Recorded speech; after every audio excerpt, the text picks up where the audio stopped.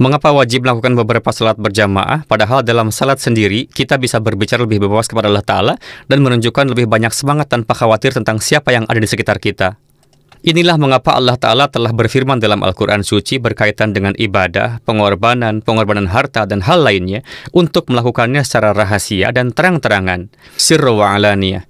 Alasan melakukannya secara terbuka adalah agar orang lain yang lebih lemah dalam iman dan tidak melaksanakannya dapat mengembangkan kebiasaan dan memperhatikannya. Semua jenis pengorbanan, baik itu dalam ibadah, keuangan, atau perbuatan baik lainnya, ketika terjadi di hadapan orang lain, perhatian mereka tertarik padanya dan mereka mengembangkan semangat untuk itu. Poin kedua adalah bahwa Allah Ta'ala telah menetapkan salat berjamaah agar orang-orang dapat mengetahui tentang persatuan dan kebersamaan Anda, dan bahwa komunitas ini bersatu. Inilah mengapa Nabi Suci SAW menyatakan bahwa pahala salat berjamaah 27 kali lebih besar. Alasannya adalah bahwa Anda semua salat sebagai satu kesatuan, dan ada kekuatan dalam persatuan ini yang ditampilkan. Inilah yang menyenangkan Allah. Allah Ta'ala berkeinginan untuk membangun persatuan dalam jemaat. Corak jemaat akan tercipta jika ada kesatuan. Hadrat Masih Maud alaihissalam menyatakan bahwa ketika seseorang berdiri bahu-membahu, mereka mengembangkan perasaan bahwa mereka semua adalah satu unit dan ada kekuatan di dalamnya. Dalam Al-Quran Suci, Allah Ta'ala telah menggambarkan mereka menjadi seperti struktur yang kuat yang disemen dengan timah cair, yaitu struktur atau batu yang kuat.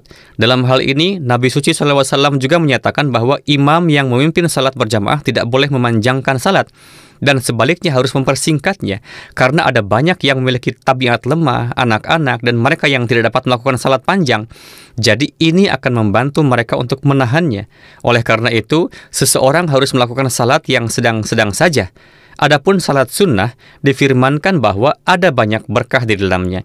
Ada juga lebih banyak berkah bagi orang yang bangun di malam hari untuk melakukan salat tahajud. Jadi, seseorang bisa memperpanjang salat-salat tersebut.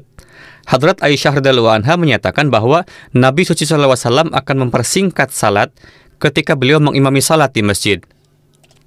Tetapi ketika beliau melakukan salat nafal di rumah, salat itu begitu panjang sehingga seseorang bahkan tidak bisa menggambarkan akan keindahan di dalamnya. Ketika beliau berdiri setelah berniat salat dan membaca surah Al-Fatihah, beliau berdiri begitu lama sehingga kadang-kadang kaki beliau bengkak dan terkadang berdarah. Beliau berdiri untuk waktu yang sangat lama. Ketika beliau sujudnya begitu lama sehingga salah satu istri Nabi Suci SAW menyatakan bahwa beliau pernah salat di malam hari dan sujudnya begitu lama sehingga beliau merasa darah akan mengucur dari hidungnya. Bahkan sahabat lain yang sedang salat juga mengatakan hal yang sama, bahwa sujud beliau begitu lama sehingga ia merasa pembuluh darah di hidungnya akan pecah dan darah akan mengucur keluar. Mungkin menyebabkan pendarahan otak. Karenanya sujud-sujudnya biasanya sangat panjang, pahalanya terpisah. Inilah mengapa Allah Ta'ala telah menyatakan bahwa Anda akan menerima pahala untuk salat nafal, tetapi untuk membangun persatuan jemaah dan kebersamaan, Anda harus melakukan salat berjamaah. Ini juga akan mendorong orang lain untuk melakukan hal yang sama, dan mereka menjadi termotivasi. Baik Huzur, jazakallah.